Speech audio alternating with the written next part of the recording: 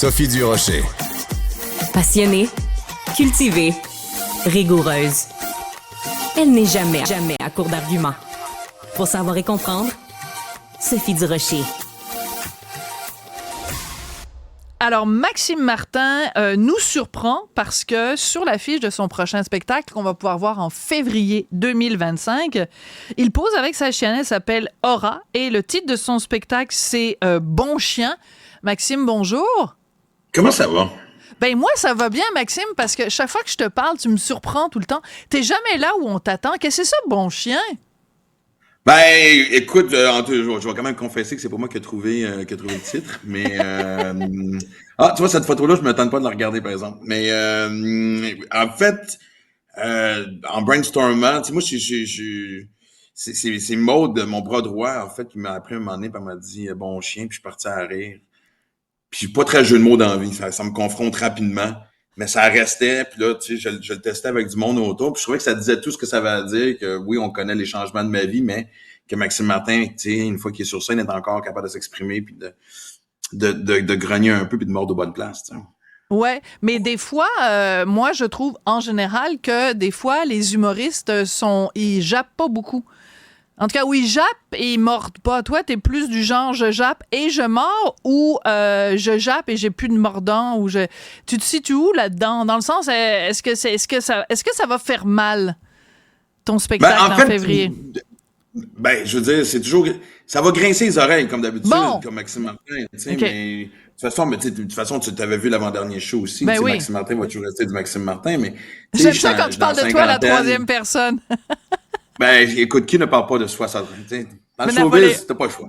Ben, Napoléon sort de ce cas. Exact. Mais donc, tu sais, je pense que, tu sais, comme je regarde les shows qui sont sortis récemment, il y a des sacrés bons shows. Je veux dire, je suis allé voir Laurent Paquin. Laurent Paquin, tu vois, je trouvais que ça brassait quand même bien dans la cage à des bons moments. Ouais. Mais tu sais, c'est pas dans le petit, je suis allé voir Guillaume Pinot. En fait, je m'en vais voir Guillaume Pinot, puis c'est pas dans son ADN. Tu sais, je pense qu'il faut pas non plus se forcer pour japper. Tu sais, on les connaît, les jappés au Québec, là, sur scène. Tu sais, fait que, puis on sort d'une pandémie, je pense que les gens sont aussi un peu à court d'une espèce de bonne humeur. Puis on peut se faire du bien avant tout, ce qui est quand même à la base le rôle de l'humour. Mais moi, en fait, ce qui est surtout la force de ce show-là, c'est que, oui, tu sais, en fait, tu sais, c'est écrit dans la description, tu sais, c'est quoi, tu sais, puis dans la cinquantaine, tu essaies de simplifier ta vie dans un monde qui est de plus en plus complexe. C'est vraiment la meilleure façon que je peux résumer le show. Fait que, dans ma démarche, c'est sûr que je croise un peu l'imbécilité humaine, tu sais, qui nous entoure et qui semble, en fait, qui semble se multiplier Sans rapidement. fin. Mais oui, exact. Elle est sans Mais il y a fin. aussi, et je suis aussi dans une, tu sais, moi, je l'aime, ma crise à 50 ans, elle est le fun, elle est Ah, saine. ouais. Il y a des aspects de ma vie que j'ai commencé à adopter, que non, je vous stoulerai pas parce que je garde ça pour le show, mais il y a des Ouais. aspects, tu sais, quand tu penses que les gens te connaissent et quand tu penses que toi-même te connaître, c'est drôle de découvrir des avenues que tu as envie d'explorer ou ce que tu n'aurais jamais pensé faire ça il y a 20-30 ans. Enfin, c'est un amalgame de bien les choses, comme ça a toujours été, mais ce que j'aime jusqu'à date, c'est qu'on a on a commencé le rodage depuis décembre. Puis même mes amis font « Ah, ouais! On savait pas ça! » Je fais, ben, c'est nouveau. Fait que, T'apprends des choses.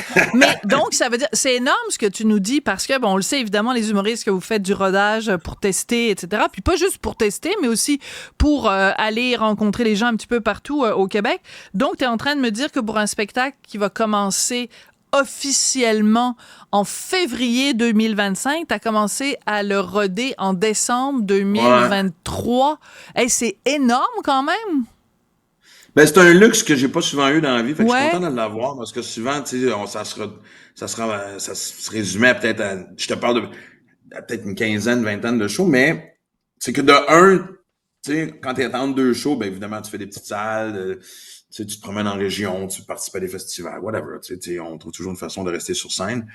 Et, mais là, je retournais à certains endroits avec l'ancien show, mais moi, j'étais tanné de le faire. Fait que, une fois que tu manques de sincérité sur scène, Ouais. l'humour robotique, c'est pas dans mon ADN. Fait que, et puis ça me tentait pas non plus de faire un amalgame de je vais essayer. Ça n'a jamais été mon style de dire je vais essayer un nouveau 15 minutes dans mon show. Non, non, c'était comme.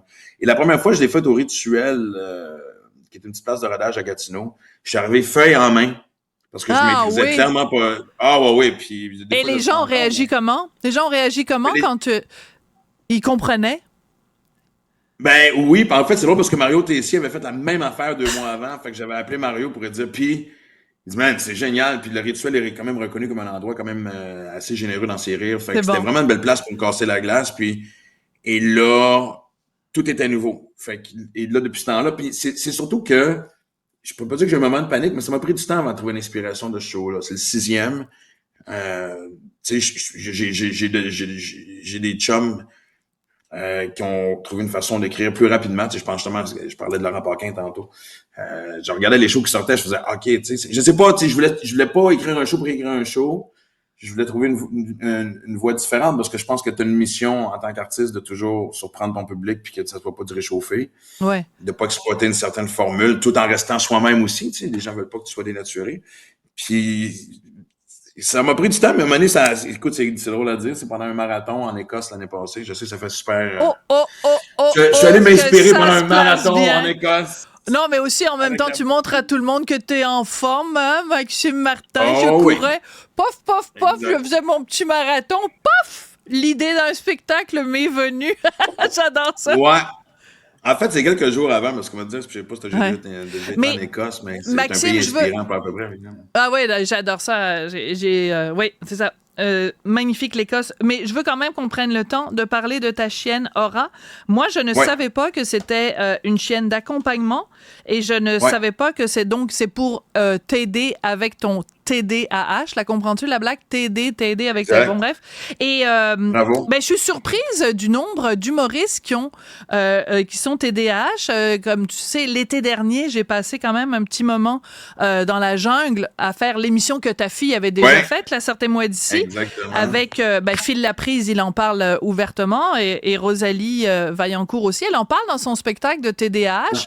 Est-ce que tu penses qu'il y a un lien? C'est-à-dire que le fait d'aller sur scène et de parler de ton TDAH, que ça t'aide et que ça aide aussi peut-être à démystifier cette condition-là?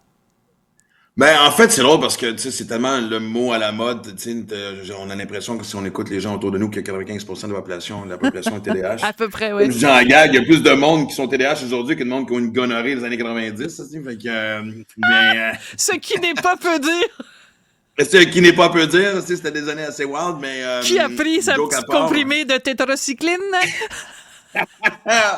Mais, que de bons souvenirs. Mais toi, ça chauffe-tu aussi? OK, moi aussi, OK, je suis pas tout seul, OK. Mais, joke à part, c'est, non seulement c'était diagnostiqué, mais je vois aussi que Trop d'informations. c'est une condition qui s'empire de mon côté. Puis moi, j'y vais toujours avec des voies naturelles parce que, à cause de mon passé de toxicomane, ça me fait peur la médication, surtout qu'on sait que pour le TDAH, c'est intense. Je sais pas s'il y a un lien entre l'humour et tout, mais puis moi, j'en parle brièvement dans le show parce que justement, Phil en parle, Rosalie en parle, il y a bien du monde qui en ont parlé. Moi, je l'adresse parce que je monte quand même sur scène avec un chien parce qu'Aura m'accompagne, tu sais. Mais je parle pas de la condition tant que ça, mais je peux te dire que moi-même, en tant que personne qui en souffre, je pense que j'avais sous-estimé l'impact que ça peut avoir sur ton quotidien. Puis, Oui. Si on peut les démystifier. Oui. Mais sur ton entourage, surtout. D'accord. Écoute, l'entrevue se termine sur un point intéressant. Fait que moi, ce que j'aimerais, c'est qu'on se refasse une entrevue pour parler plus précisément du TDAH, si tu le permets, parce que je trouve que c'est un sujet important.